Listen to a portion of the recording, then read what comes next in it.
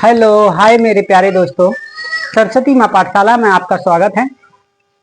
अभी हम पहले करेंगे कल का रिवीजन जो कल हमने पढ़ा था। उसके बाद हम अगली क्लास के और अगला टॉपिक पढ़ेंगे। ठीक है, कल हमने पढ़ा था ओम का नियम। ठीक है, क्या पढ़ा था? ओम का नियम। ओम का नियम पढ़ा था। ओम के नियम में हमने देखा, ओम के नियम में हमने ओम के सर्किट के बारे में समझा, यानी कि परिपथ के बारे में समझा। फिर हमने उस परिपथ से मान निकाला। ठीक है, और किसके जरिए निकाला? हमने एक्सपेरिमेंट के जरिए उनका मान निकाला। ठीक है, और आपको अच्छे से समझ में आया होगा वो। ठीक है, ओम का नियम, ओम का नियम से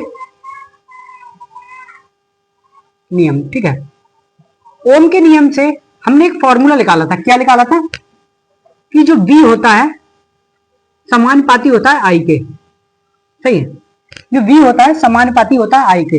इसका मतलब क्या है? समानुपाती का मतलब, समानुपाती का मतलब होता है कि इतना V बढ़ता है उतना ही I बढ़ता है। ठीक है, जैसे इतना ही धारा बढ़ेगी उतना ही हमारा V की मतलब V की बढ़ोतरी होगी, उसी को समानुपाती कहते हैं। फिर हमने देखा था, हमने क्या देखा था कि V जो हम समानुपाती के चिन्ह हटाते हैं तो एक स्थिरांक आता है, उसे R कहते हैं। क्या कहते हैं? R। ठीक है, तो हमारा एक फॉर्मूला बन के तैयार हुआ RI या IR कह सकते हैं, कुछ भी कह सकते हैं। ठीक है, तो फिर इस R को हम प्रतिरोध कहते हैं। क्या कहते हैं? प्रतिरोध। आपने ये भी पढ़ा था, प्रतिरोध। ठीक है, प्रतिरोध। इसे अंग्रेजी में, प्रतिरोध को अंग्रेजी में रेजिस्टेंस कहते हैं। क्या कहते हैं? रेजिस्टेंस। ठीक है,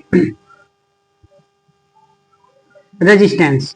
ठीक है, ठीक है, कि प्रतिरोध वो युक्ति होती है जो धारा के मार्ग में रुकावट पैदा करे। प्रतिरोध किसे कहते हैं?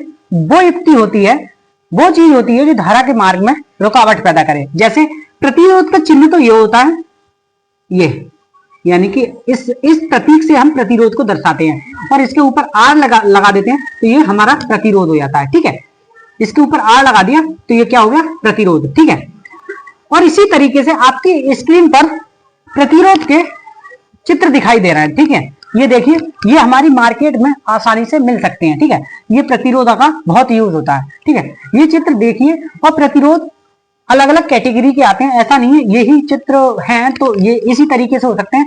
प्रतिरोध हर तरीके के होते हैं। ठीक है, आपको अच्छे से समझ में आ चुका होगा। फिर ये तो हमने कल का रिवीजन कर लिया। अब आता है हमारा ग्राफ। देखिए, हमारा VI का ग्राफ बनता है हमेशा, जो हमारा VI का ग्राफ होता है ये, सही है, लिखेंगे। ठीक है, एक तरफ रखते हैं हम धारा, ठीक है, और एक तरफ रखते हैं मतलब B। इधर हमने B रखा, इधर हमने धारा रखी। ठीक है, तो हमारा इसका ग्राफ सीधा बनता है बिल्कुल इस तरीके का। ठीक है, हमने पहली रीडिंग निकाली थी, हमने पहली रीडिंग कल क्या निकाली थी? 0.38। ठीक है, तो हम उस रीडिंग को इस तरीके से हम लगाते हैं दोनों तरफ, इस तरीके से हम अपने ग्राफ पर प्लॉट कर देते हैं। ठीक है, कि हमारा 0.038 यहां हुआ और 0.038 यहां हुआ। इसका मतलब क्या होता है कि जो V है समानुपाती है I के, ये इस V और समानुपाती I का ग्राफ हो गया। ठीक है, आपको अच्छे से समझ में आ चुका हो, बता लीजिए।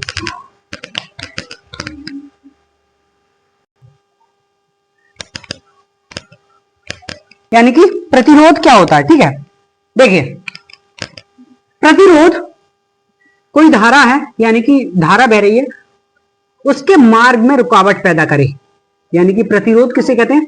धारा के मार्ग में रुकावट पैदा करे, उसे ही प्रतिरोध कहते हैं। ठीक है, जैसे कि ये हमारे वायर हैं, और वायर के अंदर ऐसी कुछ चीजें हैं जो उस वायर के अंदर जब धारा जाती है तो उसमें रुकावट पैदा करती है। ठीक है, रुकावट पैदा करती है, ये हमारा, ठीक है, प्रतिरोध है। और जब इसमें से धारा निकलती है, जब इसमें से धारा गुजरती है तो ये इसके मार्ग में रुकावट पैदा करती है। ठीक है, उसी को हम प्रतिरोध कहते हैं। अच्छे से समझ में आ चुका होगा। ये छोटी सी परिभाषा है कि हम कह सकते हैं प्रतिरोध उसे कहते हैं, प्रतिरोध उसे कहते हैं जो हमारी धारा के मार्ग में रुकावट पैदा करे, यानी कि हमारी धारा को रोकने की कोशिश करे, रुकावट पैदा करे, उसी को हम क्या कहते हैं? प्रतिरोध कहते हैं। क्या कहते हैं? प्रतिरोध। ठीक है, अच्छी से आपको समझ में आ चुका होगा। ठीक है, अब इसकी परिभाषा लिख लेते हैं कि देखिए प्रतिरोध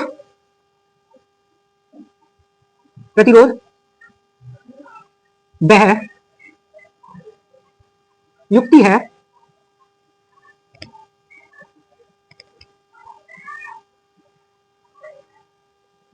है जो कि धारा यानी कि करंट के मार्ग में अवरोध पैदा करती है।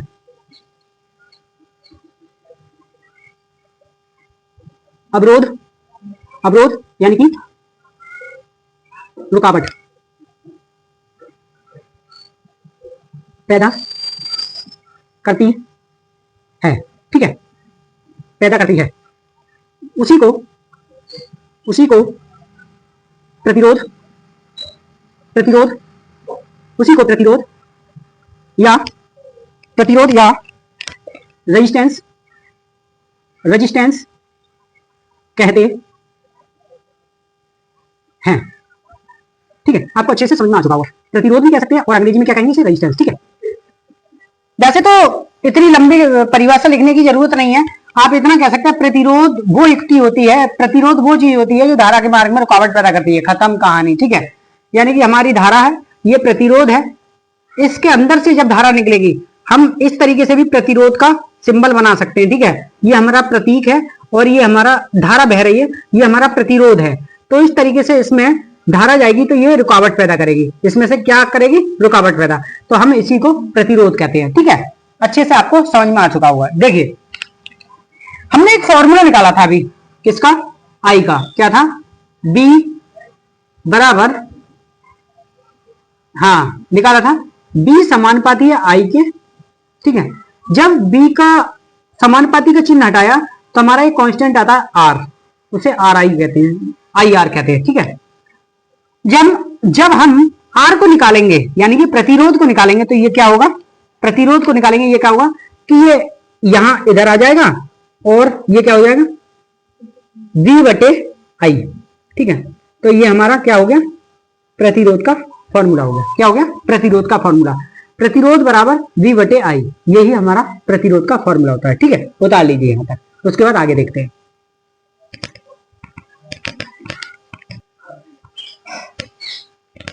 मेरे प्यारे दोस्तों अगले दो क्वेश्चन हैं और इन दोनों क्वेश्चनों में क्या पूछ रहा है, जब V दुगना है तो R क्या होगा, और दूसरे में पूछ रहा है जब I दुगना है तो R पर क्या प्रभाव पड़ेगा, जब B दुगना है तो R पर क्या प्रभाव पड़ेगा, और दूसरे में पूछ रहा है जब I दुगना है तो R पर क्या प्रभाव पड़ेगा। आपके लिए सिर्फ 10 सेकंड दिए जाते हैं, इस दोनों क्वेश्चनों का आंसर देखिए और समझने की कोशिश कीजिए कि क्या हो सकता है, ठीक है। उसके बाद मैं बताऊंगा आपके लिए इसका क्वेश्चन क्या होगा, इसका आंसर क्या होगा, और अच्छे से आपको समझ में भी आएगा। मैं विद कारण के साथ बताऊंगा कि ऐसा हो सकता है, ठीक है। देखिए ठीक है, आप लोगों के मन में आ रहा होगा जब B दुगना है तो R दुगना होगा, मेरे हिसाब से ये आ रहा होगा, ठीक है। जब B दुगना है, ये यहां पे B दुगना है तो R दुगना होगा, ये आपके मन में आ रहा होगा, ठीक है। और आपके मन में आ रहा होगा कि जब I दुगना है तो R आधा होगा, ये आ रहा होगा नहीं, पर ये दोनों क्वेश्चन गलत है, ये दोनों गलत हैं, ऐसा नहीं है। देखिए आपने पढ़ा था कि जो B के साथ होता है वो ही I के साथ होता है, पढ़ा था। जब B बढ़ता है तो I भी बढ़ता है हमारा, पढ़ा था ना, ठीक है।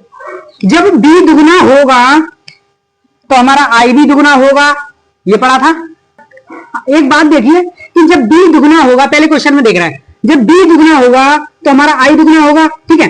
तो क्या होगा, R पर कोई प्रभाव नहीं पड़ेगा, इसका आंसर सेम क्या है, R पर कोई प्रभाव नहीं पड़ेगा। तो इसका आंसर है कि जब B दुगना होगा तो हमारा I भी दुगना होगा, क्योंकि जब B बढ़ता है तो I भी बढ़ता है, ठीक है। तो इसमें दोनों में रिलेशन सेम है, इसलिए आर पर कोई प्रभाव नहीं पड़ेगा। इसका आंसर आएगा आर पर कोई प्रभाव नहीं पड़ेगा। ठीक है, इतना ही लिख लो, क्योंकि इस तरीके का दूसरा क्वेश्चन हमारा, जब आई दुगना है तो आर पर क्या प्रभाव पड़ेगा। ठीक है, देखिए जब इस पे वही रूल लगेगा, जब हमारा आई बी बढ़ता है तो आई भी बढ़ता है। ठीक है, तो वो कह रहा है आई दुगना है, तो जब आई दुगना होगा तो बी भी दुगना होगा। ठीक है, जब बी दुगना होगा तो आर पर कोई प्रभाव नहीं पड़ेगा। ये आई दुगना है तो बी भी दुगना, बी आई दुगना है तो बी दुगना, बी दुगना है तो आई दुगना, इस तरीके से हो सकता है। तो ये इसका भी आंसर आएगा कि आर पर कोई प्रभाव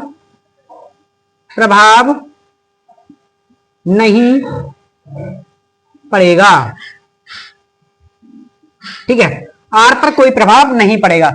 मेरे प्यारे दोस्तों, ये आपको अच्छे से समझ में आ चुका होगा। ठीक है, और अच्छे से आपको क्लियरिटी आ चुकी होगी कि क्यों ये इन पर कोई प्रभाव नहीं पड़ रहा है दोनों पर। ठीक है, उतार लीजिए।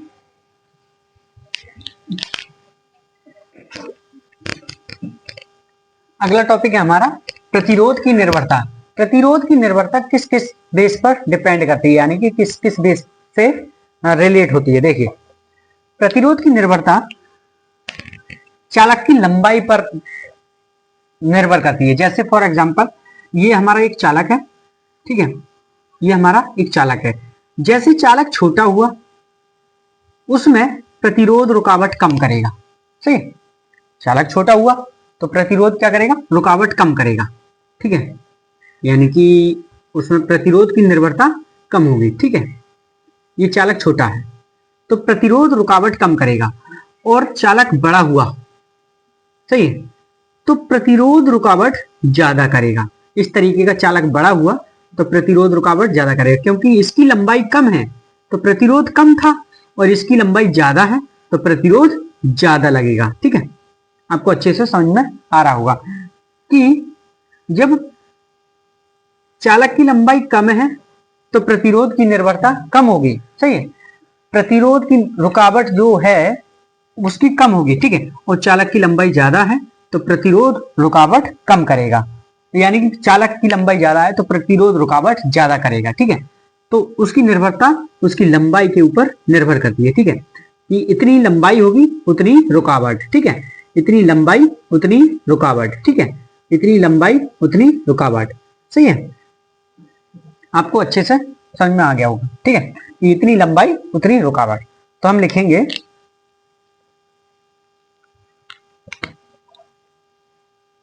प्रतिरोध समानुपाती है एल के। समीकरण नंबर 1। सही है, प्रतिरोध बढ़ेगा तो हमारा एल बढ़ रहा है। ठीक है, आप समझ रहे हैं, प्रतिरोध बढ़ा, यहाँ एल बढ़ा, यहाँ एल बढ़ा, यहाँ एल बढ़ा तो प्रतिरोध बढ़ा, यहाँ एल बढ़ा तो प्रतिरोध बढ़ा। ठीक है, तो इसका मतलब प्रतिरोध समानुपाती है एल के। ठीक है, समझ में आ चुका होगा। सही है, यहां लिखेंगे चालक की लंबाई, चालक की लंबाई।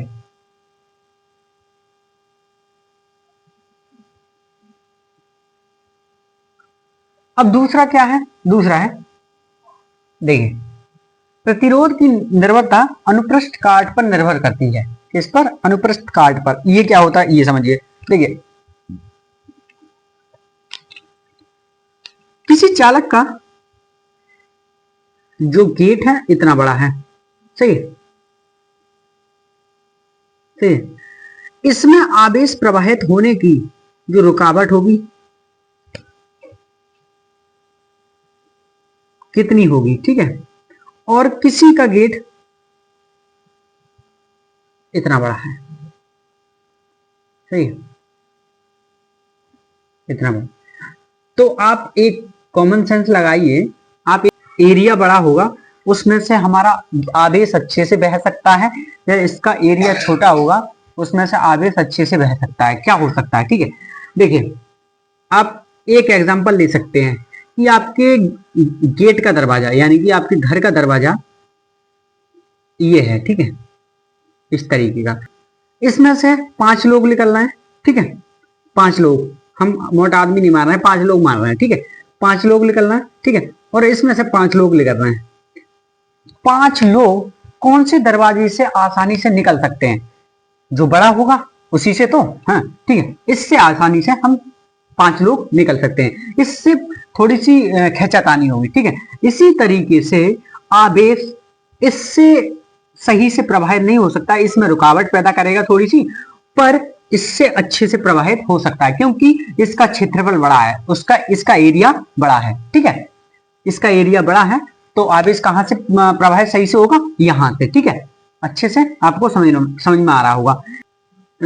ऐसे क्षेत्रफल बड़ा है तो रुकावट बिल्कुल नहीं होगी, रुकावट बिल्कुल नहीं होगी, और क्षेत्रफल छोटा है तो रुकावट ज्यादा होगी, तो इसके व्याकुर्मानुपाती यही है। क्या है? व्याकुर्मानुपाती, ठीक है। देखिए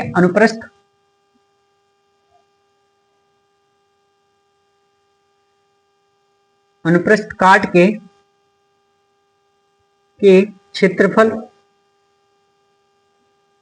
क्षेत्रफल पर निर्भरता, सही, अनुप्रस्थ काट के क्षेत्रफल पर निर्भरता, ठीक है। जैसे अनुप्रस्थ काट का क्षेत्रफल कम है तो आर की निर्भरता ज्यादा होगी, रुकावट ज्यादा होगी, और अनुप्रस्थ काट का क्षेत्रफल ज्यादा है तो आर की निर्भरता कम होगी, यानी कि आर की रुकावट कम होगी, ठीक है। आपको अच्छे से समझ में आ चुका होगा। मैंने 2 एग्जांपल लिए कि जब किसी का क्षेत्रफल कम होता है तो आर रुकावट बहुत करेगा, यानी कि प्रतिरोध हमारा रुकावट ज्यादा करेगा, और किसी का क्षेत्रफल ज्यादा होता है तो प्रतिरोध में रुकावट कम होगी, ठीक है। तो ये किस तरीके से आएगा फॉर्मूला? आर व्याकुर्मानुपाती होता है ए के, 1/a के, सही है। ये जब हम नीचे लिखते नहीं है तो ये व्याकुर्मानुपाती का चिन्ह होता है। क्या होता है? ये समानुपाती का चिन्ह होता है, हम सामने के लिए लिखते हैं, और 1/a में लिखते हैं तो उसे कहते हैं व्याकुर्मानुपाती। क्या कहते हैं? व्याकुर्मानुपाती, ठीक है। ये समीकरण नंबर हो गई हमारी दूसरी, ठीक है। ये समीकरण नंबर क्या हो गई? दूसरी। यहां आप लिख लीजिए कि प्रतिरोध की निर्भरता, प्रतिरोध की निर्भरता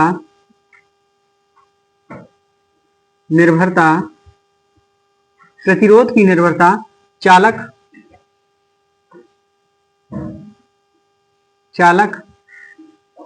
प्रतिरोध की निर्भरता चालक की विमाओं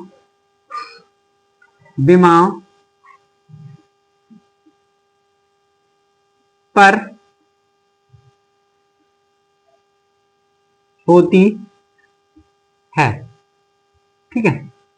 यानी कि प्रतिरोध की निर्भरता किस पर होती है? चालक की विमाओं पर होती है, ठीक है, ठीक है। आपने पहली समीकरण निकाली और आपने दूसरी समीकरण निकाली, ठीक है। इसका मतलब होता है, मैं फिर बता देता हूं, इसका मतलब होता है समानुपाती, इसका मतलब होता है व्याकुर्मानुपाती, सही है। 1/a में आता है उसे कहते हैं व्याकुर्मानुपाती, ठीक है। जब r समान 1/a में आता है तो उसे कहते हैं व्याकुर्मानुपाती, ठीक है। आगे देखेंगे कि समीकरण 1/2 से, 2 से ही तो, 1/2 से 2 समीकरण थी हमारी, ठीक है। तो उनसे क्या होगा? r समानुपाती होगा L/a के, ठीक है, क्योंकि समीकरण 1/2 से ये हमारी समीकरण है, ठीक है। अब इसमें क्या होता है? इसमें जब समानुपाती का यानी कि चिन्ह हटता है ये, ठीक है, तो ये कांस्टेंट आता है, वो कांस्टेंट होता है रो। क्या होता है? रो। इस तरीके से बनाते हैं हम, रो, इसे कहते हैं रो, ठीक है। इसे क्या कहते हैं हम? रो, RHO, रो। इसे क्या कहते हैं? रो। या तो हिंदी में इस तरीके से कर सकते हैं, रो, ठीक है, ये रो होता है। समानुपाती का चिन्ह हटता है, ये कांस्टेंट आता है रो, L/a। इस कांस्टेंट को हम कहते हैं विशिष्ट प्रतिरोध। क्या कहते हैं? विशिष्ट प्रतिरोध, विशिष्ट प्रतिरोध, ठीक है। हम रो को क्या कहते हैं? विशिष्ट प्रतिरोध, ठीक है, और या इसे कह सकते हैं प्रतिरोधकता, प्रतिरोधकता,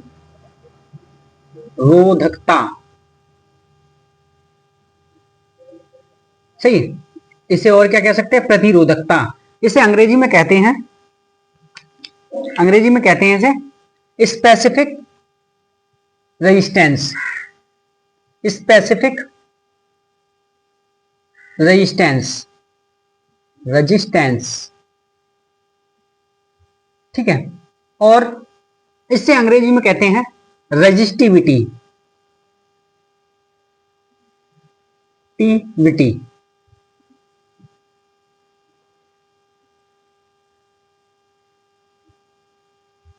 रेजिस्टिविटी, ठीक है।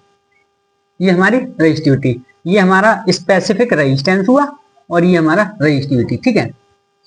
आपको अच्छे से समझ में आ चुका होगा, ठीक है, बता लीजिए।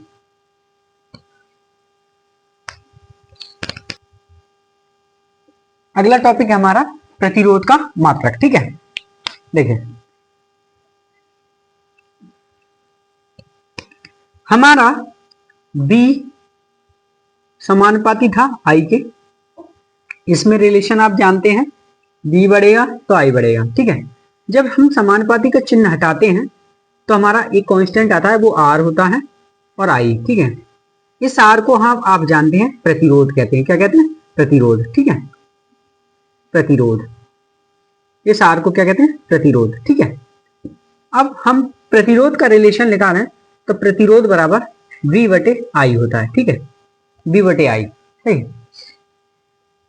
अब क्या करते हैं कि प्रतिरोध का मात्रक निकालने के लिए हमें V का मात्रक चाहिए और I का मात्रक चाहिए, ठीक है। V का मात्रक क्या होता है, V का मात्रक होता है हमारा वोल्ट, क्या होता है, वोल्ट, ठीक है। यानी कि विभवांतर का मात्रक क्या होता है हमारा, वोल्ट, ठीक है। और I का मात्रक आप जानते हैं एम्पियर, क्या होता है, एम्पियर, ठीक है। I का मात्रक क्या होता है, एम्पियर,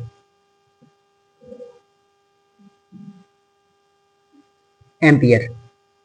यानी कि एम्पियर को हम A से प्रदर्शित करते हैं और वोल्ट को हम V से प्रदर्शित करते हैं, ठीक है। तो हमारा इसका मात्रक आया R बराबर, ठीक है, वोल्ट बटे एम्पियर, वोल्ट बटे एम्पियर,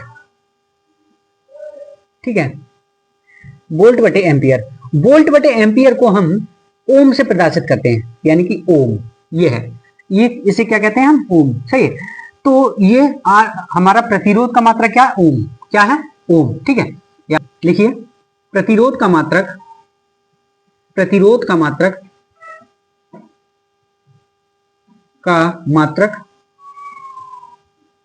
ओम है, ठीक है, ओम है, सही। आपको ये समझ में आ, और हम ओम इस तरीके से भी लिख सकते हैं, ओम हिंदी में, ठीक है। इसका ये सिंबल होता है और हिंदी में इस तरीके से हम लिख सकते हैं ओम, ठीक है, बताइए।